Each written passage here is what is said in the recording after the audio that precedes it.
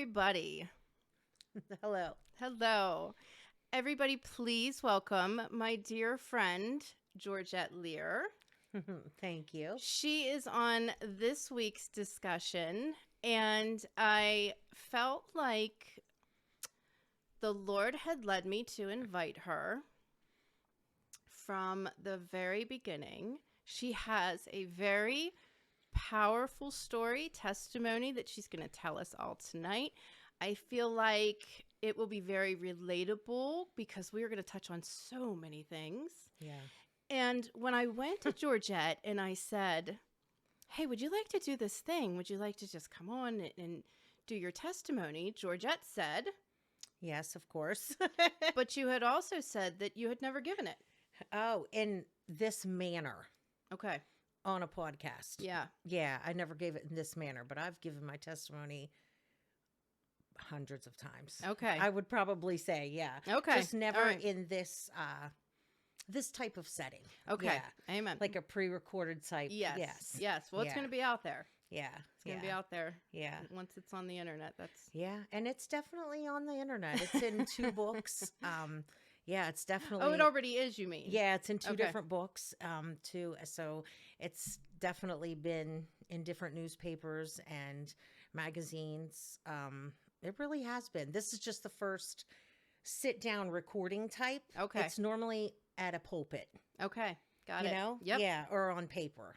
Yes. Well, I'm glad to be a part of that first yeah. podcast experience. Yeah. Okay. So let's do prayer. If you want to do opening, I'll do close. Okay. Is that okay? Mhm. All right. Heavenly Father, we just thank you, Lord, for this night. We thank you for everything that you're doing. We thank you for our lives, God.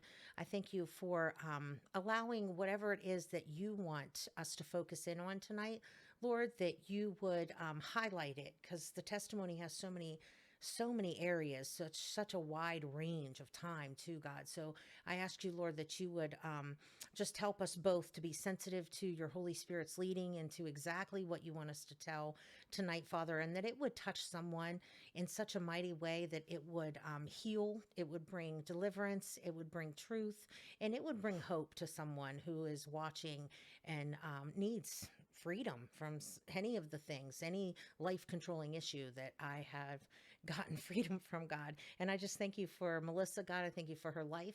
I thank you for just giving her this idea and allowing her to see it come to pass, God. What an amazing thing that she is doing here. And I appreciate her. And I thank you, Lord, that she's asked me to come. In Jesus' name, amen. Amen. Thank you for Amen. that. Okay. So let's start with tell everybody a little bit about how you and I met when you were little. Let's start there. Okay. Okay. Yeah. Okay. So, we basically met in church when we were little, right? Yep. And our parents all went to the same church from what I can remember.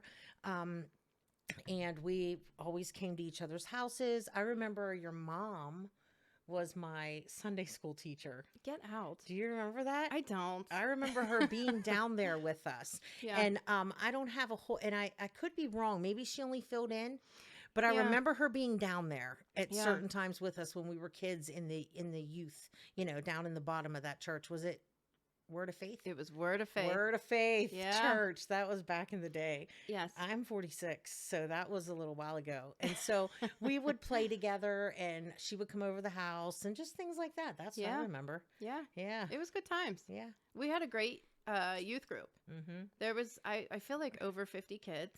There was a lot of kids. There was a lot of kids. And we did a lot of fun stuff. We did. You remember the videos we used to make? We did. Listen, yeah, I still Up have at the cross? it. Yes. Yeah. Yeah. And for the record, just in case any of them are watching, there were the Smiths. Yeah. There were the Grays. Yeah. The Rodehavers. Mm-hmm. I was a Dursa. Mm-hmm. The Davises. Which was The Crystal. Ices. The Ices. Yeah, the Ices, Yeah. the Davises. Are we forgetting Yeah. anyone? I'd hate to forget I'm someone. sure we did. Well, I know we did, because there was babies that ran around there too. were. It was Jenkins? Was it Jenkins? I don't remember that. I can't remember. I feel like it was Our such age group, I remember. Yes, absolutely. But I feel like it was such a good time for Mm-hmm. me. And I looked forward to going to church. Yeah. My mom at one time, I think, didn't, it wasn't that she didn't want to go. It wasn't that, but I remember her saying that I would push her to go. And it was because of that youth group. It was because I loved being with all of those kids, you and your sisters and just everybody. And we would go outside, which if anybody's like, where's Word of Faith? Word of Faith is now closed. Yeah. It is now Calvary Apostolic. Yeah. Word of Faith was not apostolic. They were non-denominational. But we would go outside and we would play on a propane tank. Remember that? We would. And like, that's all we had to do. We had like that one thing, that And there ball were and a those three string. crosses. Yes. Remember those? Yes. Yeah. I do. And I like, we hung out. We did everything together. Oh my We gosh. camped together. We Sleepovers. Yes. At Crystal Davis's house. we did everything together for a very good, I would say, from at least while I was in 3rd grade until like 7th grade. And then We did. it kind of, the church ended up, there was some division and some separation. And I walked away from that experience. I never lost touch with the majority of those kids. Mm-hmm. You know what I mean? Yeah, I do. And all of them, to this day, I have such a fondness for all of Mhm. them. I do. I think the world of all of them. And I believe it was Marlene who said a few years ago she would have loved to had gotten all of us back together for like a reunion, because we were so close. That video, though, I forgot about the video at the cross. Yeah, I remember that video. Oh, that was so much fun. Oh, that was so Yeah. much fun. We were young then. We were. That's why I remember the babies, Mm-hmm. because I was in the video. I was helping them. Yes. but I don't know their names. I don't remember who they were. Yeah. But there was more kids. I'm sure they'd forgive you for that. Yeah. So so it would be fair to say and safe to say that you grew up with for lack of a better word, a religious youth and young adult period from the age of, how old were you when you got saved? Well, I want to say I was 8 years old when I got baptized in the Holy Spirit and received my prayer language. But I think I actually gave my heart to Jesus when I was 7. Mm-hmm. But up until then, when we were real little, my mom went to church when she was younger. But when she first married my dad, they didn't go to church. Yeah. So my real dad. And so there was a period of time that there was no church. But I think that was around, I want to say it was maybe like 7 years old or Yeah. something like that when mom started going to church again. Yeah. Maybe 6. I don't know. Yeah. But I know it was around 8 when I received my prayer language. And we were actually in the United Pentecostal Church, the UPC church in Calvary. It was called Calvary Apostolic. It was over by the Dairy Queen in Yep. Uniontown. And now I think Bread of Life is there now.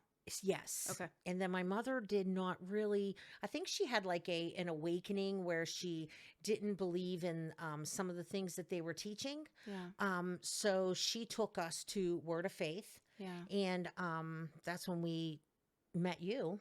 I don't remember if you were there when we got there or not, but I have a hard time with some of the memories, like It's even okay. the timelines. That's why I'm not sure if Trudy was for some reason, I feel like I remember her being down there with She me. would have been at some point or another. Like I remember Yeah. her being there. And Yeah. she is one that I remember very vividly, so Yeah. being down there teaching us.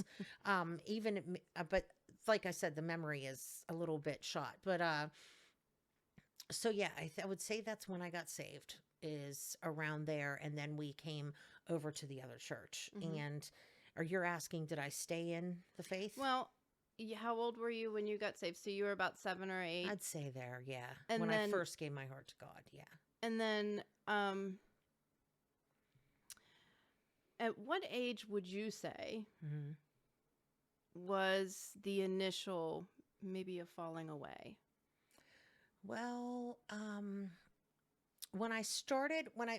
to be honest, when our pastor at Word of Faith announced that he was leaving and stepping down, and that he had done some things that he shouldn't have Yes. done. I remember that. I was there that day. Yeah, like I remember that day. We had such a tight youth group. We We did. were, like you said, we were together all the time. We Yeah. loved each other. We loved the Lord. I don't even remember. I think I was around maybe 12 at that time, because that's my mom was getting married too at that time. I think it might have been 12 or 13 Yeah. when he decided, that he was going to step down, and he had announced that he had, done some things against, behind his wife's back, and was admitting to them. And he decided to leave.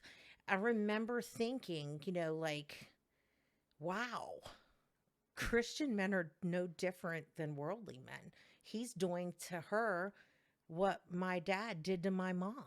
Do you know what I mean? Before we ever even met Jesus. Like, I remember thinking that.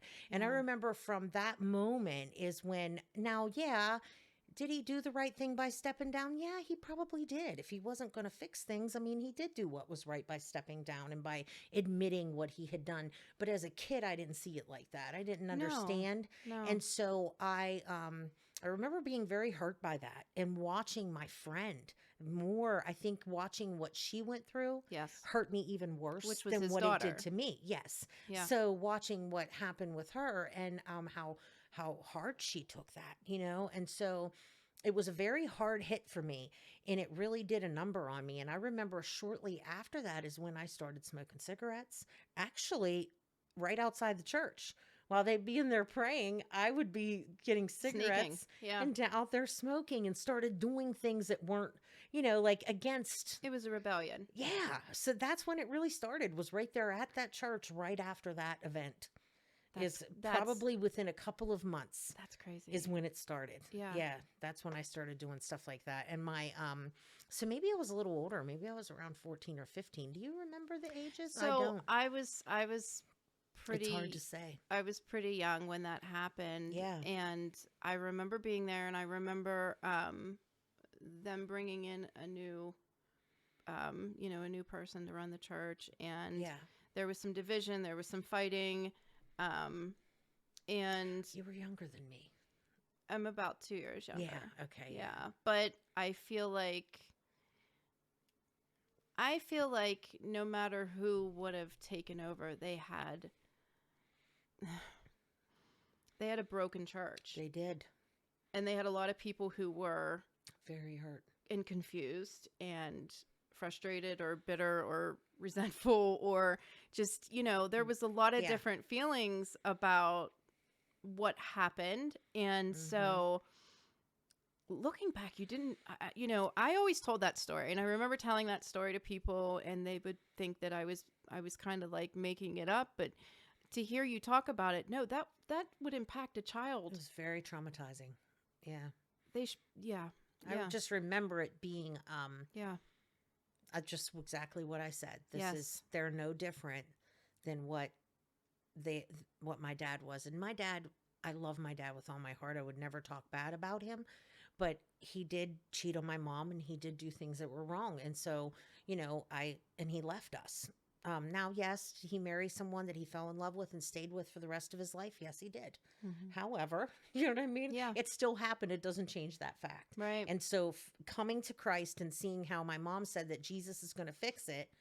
And then then we're at church and everything's beautiful. And then the pastor did something like that. It really was traumatizing for me. And that is really what started the downward spiral. I guess, like, I put Jesus was here.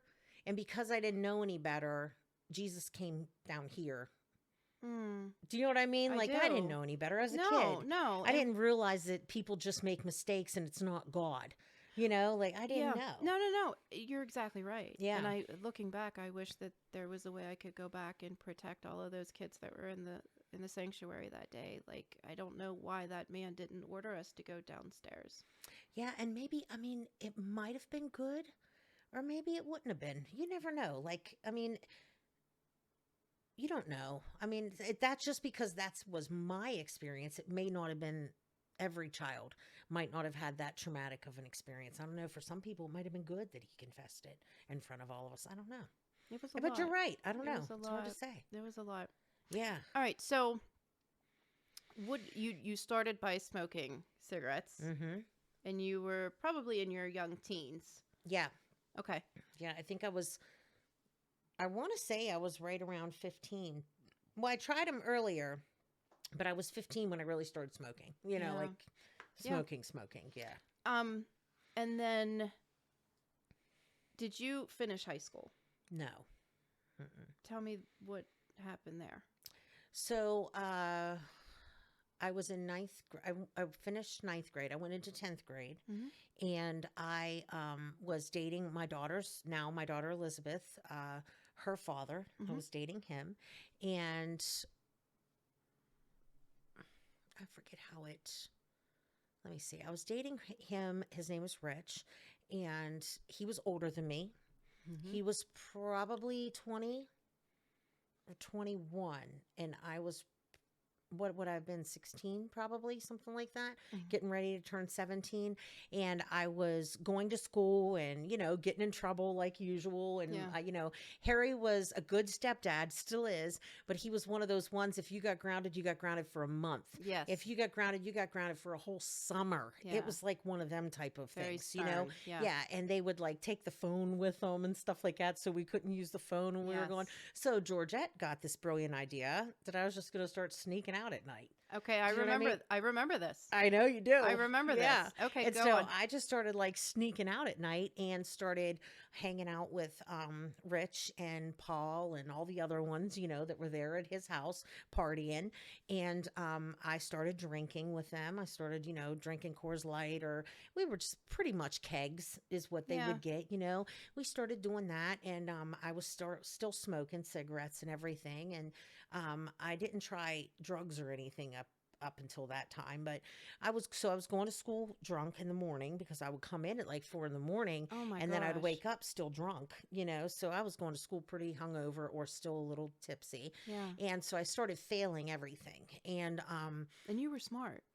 You were yeah, I very was an smart. honor student. You were. Like, I remember, to me, study halls were a waste of time. I Yeah. feel like there was no purpose in them. Yeah. You do your studying at night. Yeah. Do you know what I mean? Like, we No. need more classes. I remember how I was intelligent just you really were. like that, Yeah. Yeah. Yeah. So, and I loved school. I still love school. Yeah. Like, any type of learning, I like to learn. Yeah. So, anyways, I was going to school, started failing everything. First 9 weeks, I failed everything.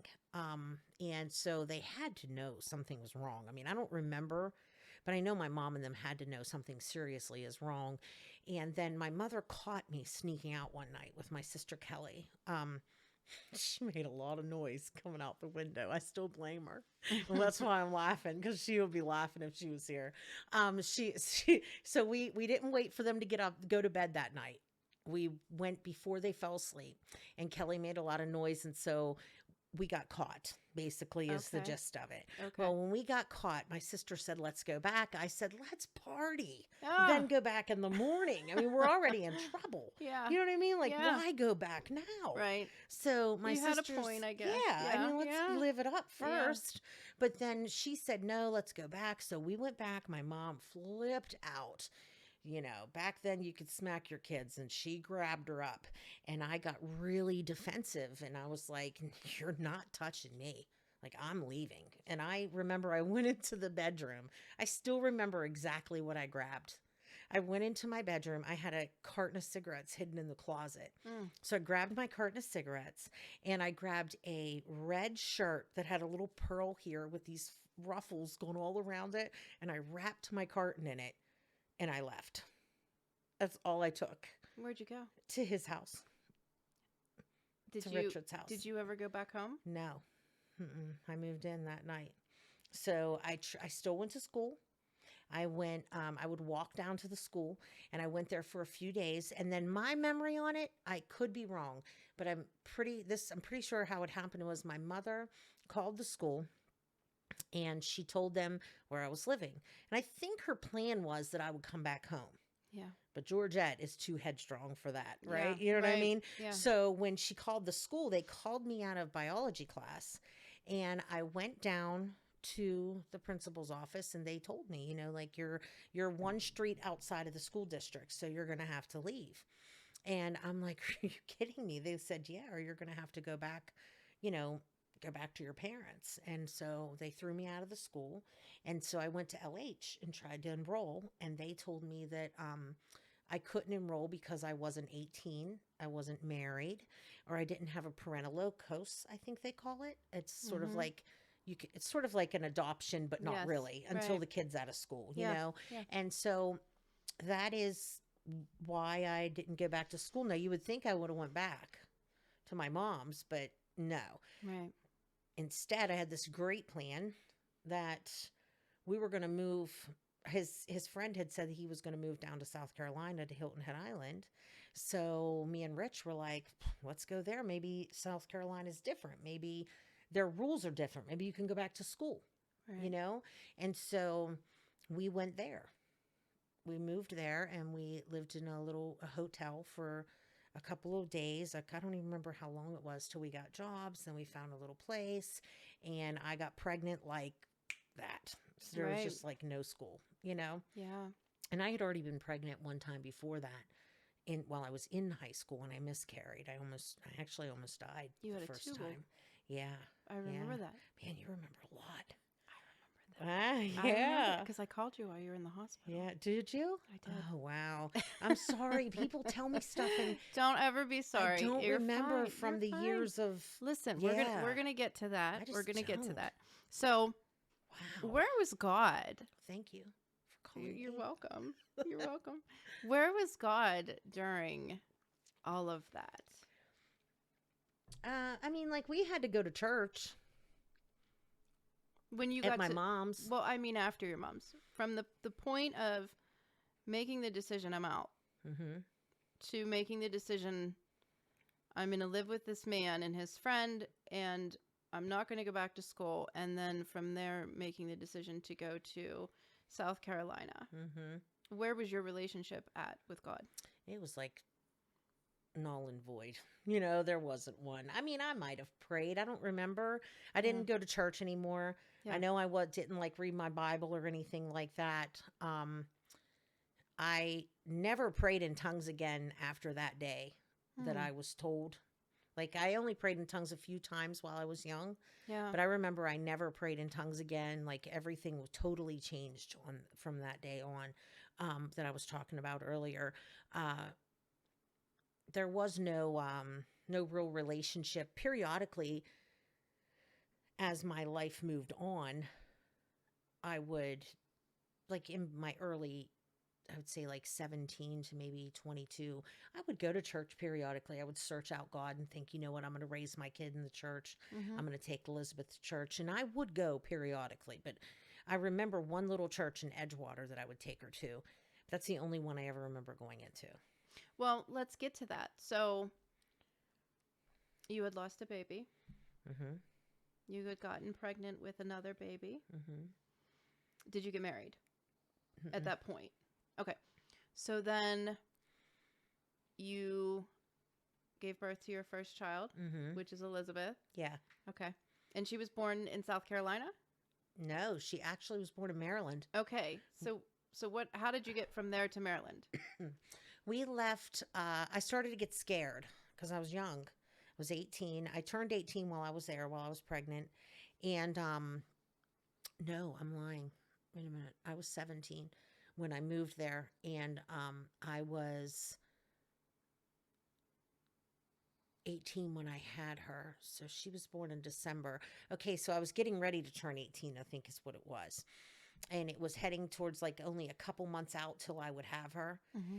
And I started to get afraid that I would be away from everybody that I knew down there. And me and her dad already didn't get along. Do you know what I mean? Like, you can imagine, like, So there was a breakdown with the relationship. Yeah, we were starting to not get along, but we were still, together. We were still together, but things were starting to happen. I was starting to realize how jealous he was and just different things. I don't ever bad talk him. He is a fabulous father, but we just we had issues that I could tell things weren't as good as what they used to be when we first started dating. And I called my sister who had moved to Maryland, and she was pregnant with twins. And she was engaged, and I think she was engaged, but she was with Tony Gantz, and they moved to Maryland. And I was like, okay, Rich, this was one of Rich's best friends. Tony. So Yeah. I was like, let's go to Maryland. And I knew he would bite on it. Yeah. So we went there and we got an apartment. Literally, we were across the hall from each other from some of his friends. And then my sister and them were there and they got their own apartment and we were all there, So that's how I got to Maryland and that's where I had her. Okay. So I was with my sister. So how did you like being a new mom? I liked it. Yeah, I did like it. I loved my daughter very much. Yeah. It was I was a really good mom with her. Yeah, Yeah. I was a really good mom with her. Yeah, very good. I did like being a mom. Well, I wanted to ask that because at what point were drugs introduced? Well, I had already smoked marijuana one time, and to me, marijuana is a drug. Mhm. They can puff it up all they want with Right. their this is legal crap, Mm-hmm. but it is a drug. Okay. Yeah. It takes you out of your mind. Yeah. It is a drug. And so, sorry, I'm making a lot of people mad. It's all right. That's as all they right. watch.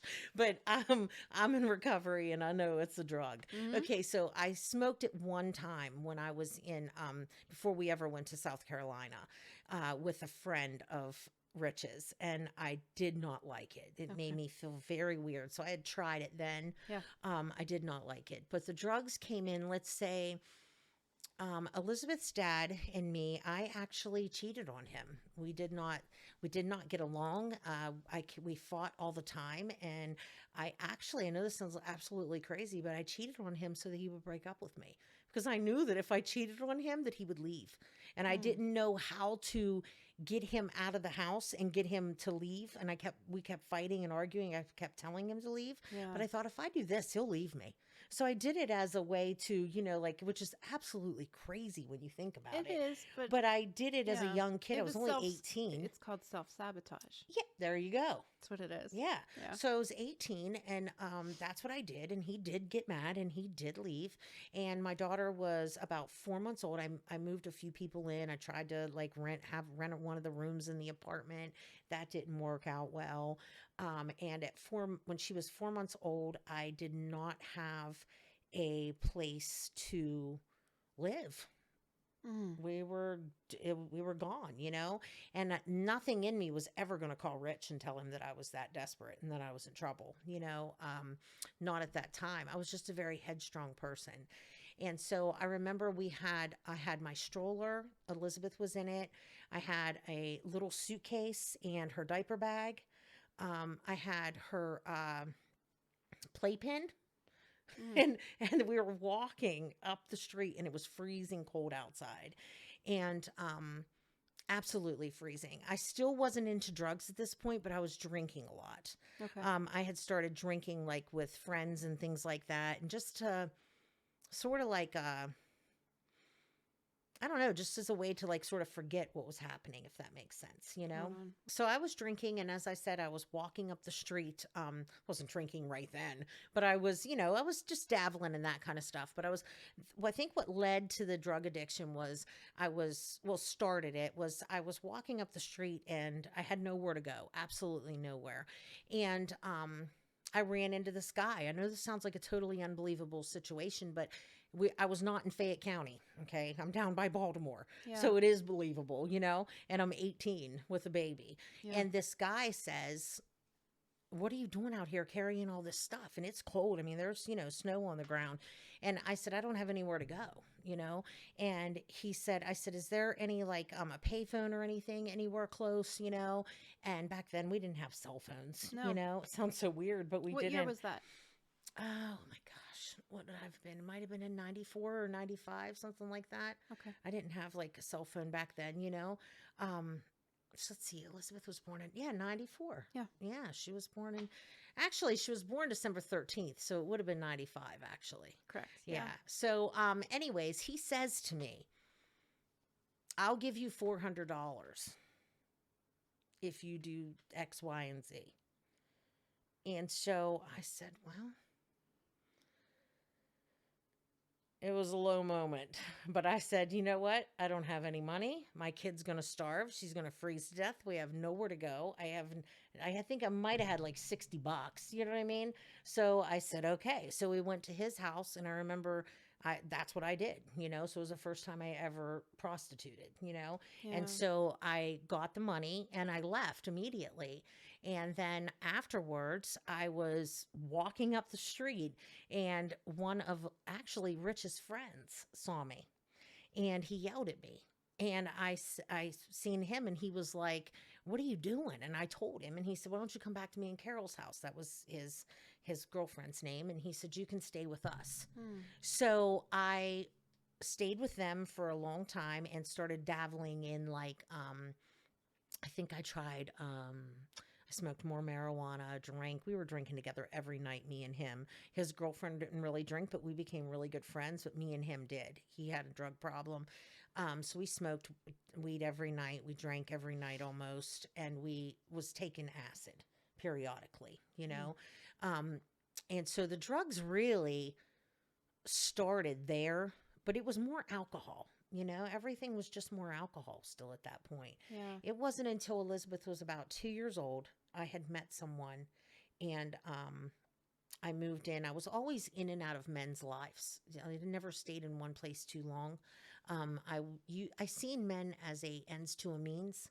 They were a way to get what I needed, a way to for me to have a place. I had no proper schooling. I didn't finish school. I didn't go to college. I didn't have a good job. Hmm. I had like just like a blue collar, whatever you want to call it. Nothing against blue collar. I still am one. But you know what I Yeah. mean? Like I didn't have the kind of job that you need to get on your feet with a baby and be Yeah. able to take care of everything. But I met this guy and we got along really great. We fell in love. We got engaged. We had our own little beach house that we lived in. I started my own cleaning company. Well, I worked for one for a few years. I actually worked in a daycare too, so that my daughter could go to daycare.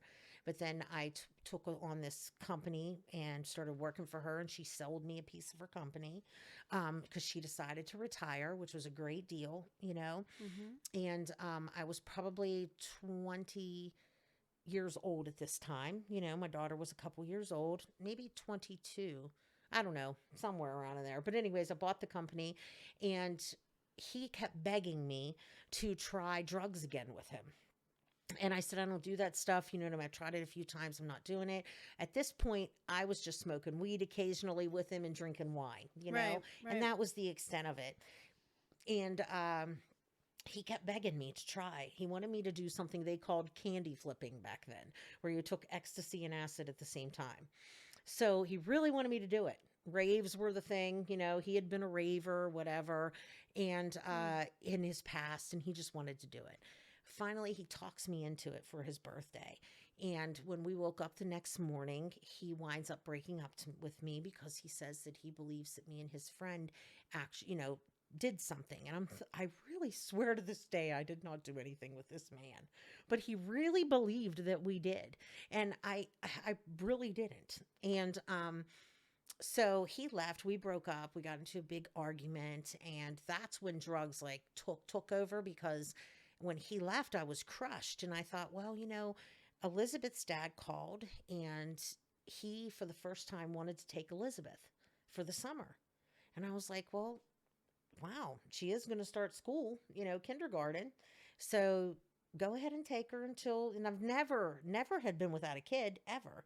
And it was probably the worst thing he could have ever done was take her for those couple of months because then I had no one to live for, no Right. one to stay together for. Yeah. So when he took her, I decided, well, I had fun when I did that candy flipping, they called it. So I'll just call that guy, his friend, and see if I can get it again. And so that's how it started. And it was just for a couple weeks, it was just on the weekends. But then it quickly went to every day. I went from weekends to rolling every single day. I didn't, they called it rolling. So I Hmm. was taking ecstasy, like tons of it, and 5, 6 hits every day, pills every day, just all day long, acid, ecstasy, until I would pass out and then wake up and do it again. And it was constant. In a matter of 2 months, I lost my business and I lost my home. I lost everything. I was out on the street. I had my car and I was living for the first time in my car on the beach. And And it this was was, back in South Carolina. no, this was in Maryland. still in Oh, Maryland. Maryland. I'm Yeah, sorry. yeah, I'm sorry. down in Maryland, and I was living on the beach, and that's when drugs really like they, that was my first bout with them. You know. So let's talk a little bit about that. So you're living in your car. Mm-hmm. Your daughter is with her Her dad. father, Yeah. and you had lost everything. Mm-hmm. Was there a moment where you thought about going back home? Was there a moment you thought about maybe just Mm. coming back to PA? I don't remember ever thinking that, honestly. Because I don't. Rich was living in Pennsylvania. Was he? No, he was in Maryland still. Oh, Yeah, he he was in was. Maryland. Yeah, Okay. he was in Maryland. Okay. Because he's back now, though. Mm-hmm. He lives here now. Yeah. Okay. All right. Yeah. So, how about your relationship at that point with God? No, I don't remember it ever being. Mm-mm. In that time when I lived in Edgewater, before I lost the home, before he took her for the summer, like, just to have her, uh, there was a moment in there when I remember taking her to church. But I think that was only like a couple of times. Yeah. Yeah. So, but I don't remember a lot of that. And if I did think about coming home, I don't remember. Hmm. Do you know, I just Yeah. don't. Yeah. Yeah. But I do remember later on, after I. Do you mind if I go from there to something else? No. Okay, so when I was living in that car, I actually met somebody. This should be a dead giveaway that you need to just run. But this man, I meet this guy and we go out and he finds out that I'm living in my car.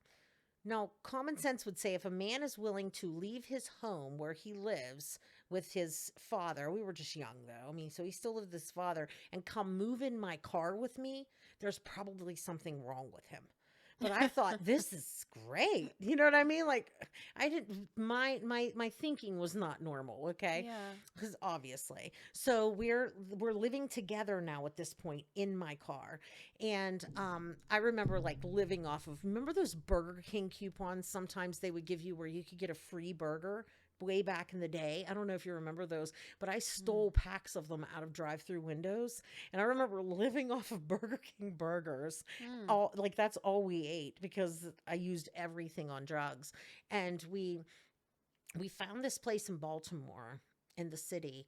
It was a row home, and they are very, very bad. I mean, like, I don't know if you've ever seen them, but they are definitely like when they do drug raids there, the whole street gets shut down. It doesn't matter who lives on the street, every door is kicked in. Doesn't matter if you do drugs or not, your doors are all being kicked in. It's like one of them kind of places, huge rats. The grass is up to here. You can't walk out in the yard because you'll step on needles. Like it really is that bad. Shootings all the time. It was probably the worst place I ever lived. And I got a place there living. And I wound up getting a job. I wrecked my car. And I needed the money to fix my car to pay the deductible. And I got a job. I've met this girl. She said, I got a way that you can make money to pay that in just one night. I'm like, what? She said, come down the strip with me. I'm like, okay. So we go down this strip. And she got me a job as a dancer. So I became a dancer. I mean, stuff I would have never done.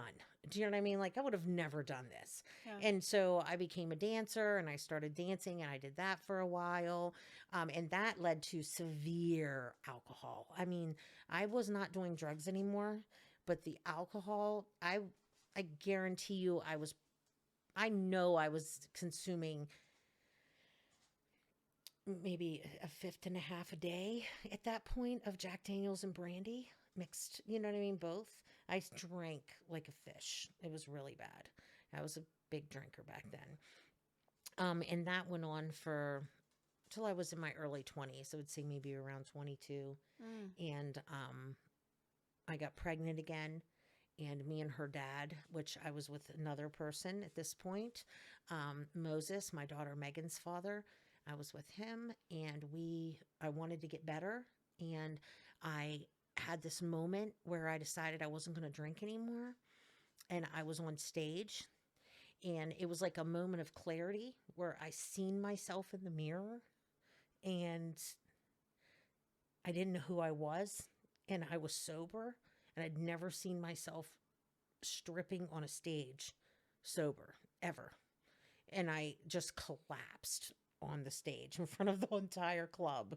And they had to send a bouncer up to carry me to the back room. And he literally had to like just pick me up and carry me back there. And I remember he took off his jacket and wrapped me in it and held me and rocked me like I was a baby while I just bawled. I was like, it was like a hysterical moment. You know what I mean? Like I don't know how to explain it. And we left there. I went back to our apartment and I told him we have to get out of here. I can't stay here. And so that's when we came back to PA, both of us. We came together and we brought Elizabeth. We got Elizabeth. We brought her, we got her back when we were up here, and was able to be with her because, of course, I didn't have her during that whole time. I never got her back. She wound up coming up to live with my mom for a little while because her father also got involved in drugs back then, and which he's not like that now, not at all.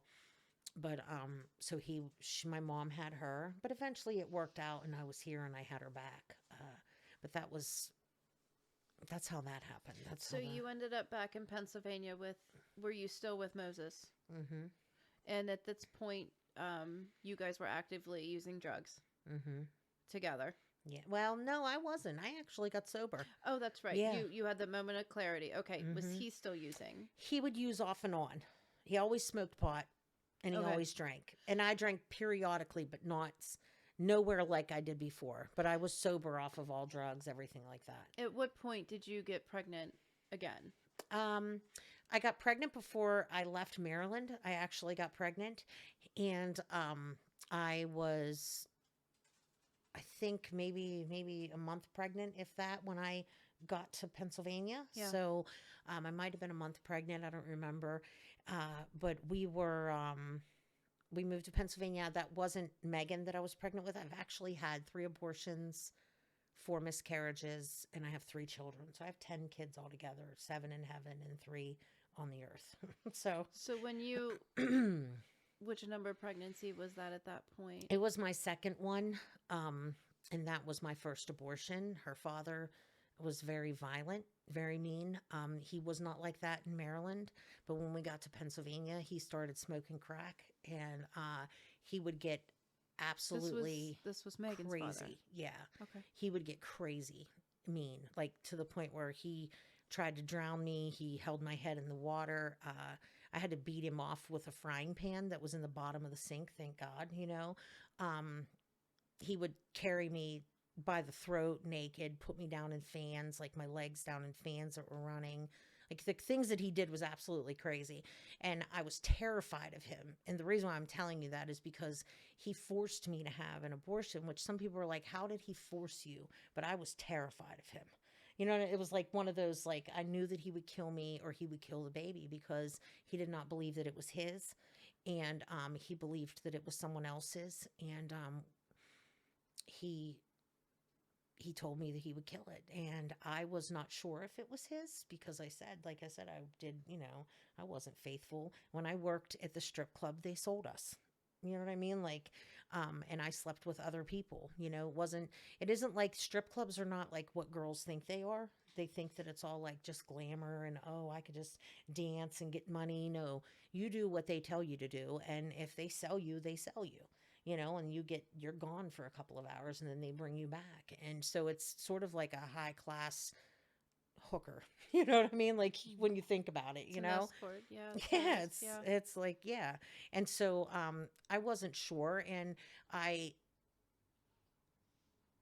had been attacked when I was in Baltimore too. So I didn't know if it was from that, like I didn't know. And he didn't believe that it was his, and he didn't want to take the chance of that. And he was just very violent. So we went to Ohio, and I was 6 months pregnant when he made me do it. And it was a 3-day abortion. It was the most horrible thing I've ever probably experienced in my life. Well, that's what I wanted to ask you. So let's talk a little bit about that. I've never had an abortion. Mm-hmm. I have friends that have had them. And, you know, because of the whole thing that just came out recently with Roe versus Wade being sent back to the States, there's a lot of angry feminists, there's a lot of angry women. And one of the arguments I remember somebody arguing with me online was saying, so you're going to make a woman carry a baby she doesn't want. Do you realize the mental anguish that that's going to put her through giving birth to a child that she doesn't want? And I said, do you think having an abortion is any easier? Mm-hmm. So for the women who maybe don't want to talk about it, be their voice for one moment and tell everybody what that's like, what that does to a woman's soul, spirit, body, mental health, all of it. Yeah. So, oh, man, it actually caused me to believe that I could never be a mother again. It was like, I believe that, I know people that aren't in the church are not going to understand this, but we have a mother mantle that is put on us. And I learned this through a healing ministry that I went through called Deeper Still. Okay. And we have a mantle that's put on us as women, as to be mothers. And when you kill your child, and that is what it is. I mean, like when my son was taken, they shot a needle in my stomach and they left him die. And I had to carry him for 3 days like that. And then they took him out in pieces. And how far along were you? 6 months. So this was the second trimester abortion. Oh yeah, it was and this was in the state of Pennsylvania? No, I had to go to Ohio. You had to go to Ohio, because okay. PA wouldn't do it. Yeah, and when I did that, I remember the the woman that was doing the abortion. She left the heart monitor on, the sound on. Because they check first before they do it, right? Yeah. So when I go into the room, they leave this. They hooked me up to the heart monitor and they do the check. And then they were going to administer the needle to, kill the baby. And some people don't like when I say that, but I did murder my child. You know what I mean? And it's what it is. And so they put the needle in they do the heart monitor before that. And she didn't turn the sound off. So I will never forget. That is one thing I will never forget is the sound of his heart. You know what I mean? Because I had to hear it. And I already had pictures. I already had plans. I already had the baby book. I already had all these things. I already had his name. His name's Tyler, So I had all these things in place, and that was all taken. I feel like it was taken by me, but also by Megan's father. And by Satan, when you think about it, you know what I mean? Because we don't wrestle against flesh and blood, but against spirits and principalities. You know what I mean? But he didn't know he was on drugs too, and I'm sure he probably feels some sort of way about that too, because I really truly believe it was his kid, even after everything. I really think it probably was. I mean, he was with who I was with all the time, and it was such a short period of time. But what it did was it destroyed, from that moment, the thought of me ever being able to be like a good mom. It did something to my self-worth. It was like it took that mantle that I carried off of me. And I didn't have it anymore. You know what I'm saying? Yes, I do. And I immediately had a disconnect. There was a disconnect. And then when I had my other children, I never connected to them the way I connected to my daughter, Elizabeth. It was a very strange thing. I think you have to detach. You have to detach, or else it's kind of like I can either live with the guilt or I can detach. Mm-hmm. So I chose to detach and just continue to get high. I never really got sober again after that. Well, after that happened, when did you get pregnant then and decide to keep Megan? It might have been a couple of months after. I don't remember the exact, but I got pregnant with her, and we, of course, kept her. And it is a miracle she's alive. I mean, he beat me so bad when I was pregnant that I would bleed and stuff, and I would think, oh my God, she's going to die. Do you know what I mean? We're not going to be able to keep her. And I but I did give birth to her. He wasn't there. He was in another state. I think he was in Florida with some woman or whatever, but I did wind up having her. My sister Kelly held a gun to his head and told him he needed to get out because he was, you know what I mean? Like my sister had had enough of Yeah. him hurting me, you know? And so, and he did leave. Well, why didn't you leave? Can I ask? Well, probably because I just had this sense of like, you know, when you're raised seeing that stuff and then you sort of you hate yourself, you almost feel like you deserve it. Does that make sense? Like you almost feel Well, like I think you your self-worth was probably at a very low point. yeah. And so I don't know that you were emotionally strong enough, Yeah. and you didn't have. And I was scared to death of him. Yeah. I really believed he would kill me. Like, you know what I mean? And I Yeah. didn't want to die. I didn't even fight back. He probably beat me for over a year before I even ever hit him the first time. And it took a lot before I ever got enough guts to hit him, you know, and to actually fight back for myself. And but after that is when we started, like, that separation started to come, you know, but we still got back together off and on throughout the first like year of my daughter's life. We did. We got back. Did you? And you had her all the time. Mm-hmm. Yeah. And your first daughter was still with your mom? No, she was back with me. She was back She was with only you. with my mom for a few months. Okay. Yeah. I'm sorry. And then she was with her dad on and off too. It was like, you know what I mean? She jumped around a little bit, but for the main part of the first few years of her life, she was with me. Yeah. Yeah. Okay. It's a very confusing testimony if you Well, no. Well, the no. timelines for everybody. It really is. It's okay. So we're gonna move into then.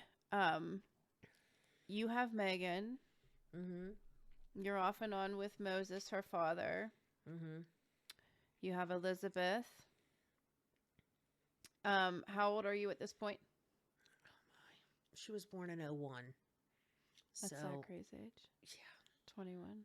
Okay. So she's 21 now. 21 years ago. Okay, So I was so- 20 some. Let's just say 20 some, I guess. How old are you now? I'm 46. 46 minus 21 would be 25? Yeah, that was around 20. 25, 26? No, because I got married again. I met her dad, I think, when I was 25. So, Tamara's dad. I was in my 20s, though. I was in my 20s, yeah. Early 20s. Okay. So you're in your early 20s. You Mhm. have Elizabeth. You have Megan. And then you meet your daughter's father, your youngest daughter's father, Mm-hmm. Tamara. Mm-hmm. All right. Tell us about that. I already knew him, but it was like a one-night stand. We wound up getting pregnant, and I decided to keep the baby because I didn't really, I've told Tamara this before. It wasn't that I didn't want to bring another kid into the world. I had had a few miscarriages and abortions up until this time. So I had already had a couple of more of those. And I did not want to bring another kid into the world. So my idea was I was going to have an abortion. But I could never seem to get the money together to do it because I also had a drug problem. So I was on heroin, and all different kinds of drugs had been introduced at this point. Okay. Yeah. So throughout the years, like I started doing heroin and started dabbling in crack and coke and pills and like just different things, you know. I was real far gone in a lot of those things. By the time I got pregnant with Tamara, I was in the worst part of my addiction that it had ever been. I was so far gone on pills and stuff. I had never been that bad before on heroin and pills. Never. I'd tried it, but never anything to this extent. And when I was about 7 months pregnant, almost like six, maybe going on 6.5 months pregnant, I just realized like that I was not going to miscarry this child from the drugs, like something, you know, and that they're going to take her, and I'm not going to be able to do an abortion because obviously it's so far, you know, I'm so far along in my pregnancy at this point, and I'm not going to do that again. So I'm like, you know, I'm going to have her. So I'm going to have to get myself together. So I literally got clean for like 2 weeks and gave birth. She came early. And she was a little over 5 pounds, which is a miracle because I don't even know how. I mean, I didn't eat. I was so thin back then. Um, and I was clean though. So nobody took her from me. I never did prenatal care. I never went to a doctor. I would lie and tell people that I did, but I did go to one right after I got clean. I went to Dr. Gwen, I think was his name, in Mm-hmm. Uniontown, Wen or something like that. And he he yelled at me, of course, for never coming in and wanted to know why. And I made up some stupid stories. Who knows what I said? I don't remember. But I didn't want nobody to know how bad I was on the drugs. So after I gave birth in the hospital, they, of course, give you Percocet. So I got given the Percocet and I was just off to the races. I got dope delivered to the hospital and I was right back in the game, like right back in the stuff. And I got to bring Tamara home, but I was right back in it. Who knew that you were addicted to drugs at this point? Who close to you knew? A couple of my friends, you know what I mean? And I'm sure some people, they knew I was drinking. They knew I was taking, I used to tell them I was on new psych meds, that's like the psych meds was the excuse. You know what I mean? Yeah. But a lot of people I think knew. I never admitted I was a drug addict until after Tamara was born. I never admitted it. But I really, like I said, I wasn't really bad until about a year before I had, until about a year before, maybe not even a year before got pregnant or had Tamara. I wasn't really that bad. I was like, I would do things and I would drink in the evenings, but I wasn't your everyday partier. I was just a occasional druggie, but I was a drinker. I drank a lot. Yeah. And that's more acceptable. It is. Yeah, You can so you can everybody- drink you can drink on any corner. Yeah. But if you had a heroin house on every corner, that would be Yeah. it's obviously illegal. That would be a big deal. Yeah, alcohol for whatever reason is completely acceptable. Yeah. It's completely Nobody's seen a problem with the fact that I couldn't drink without blacking out. I mean, that's a problem. But nobody saw a problem with it. Like it was like yeah. nobody ever really said anything about it.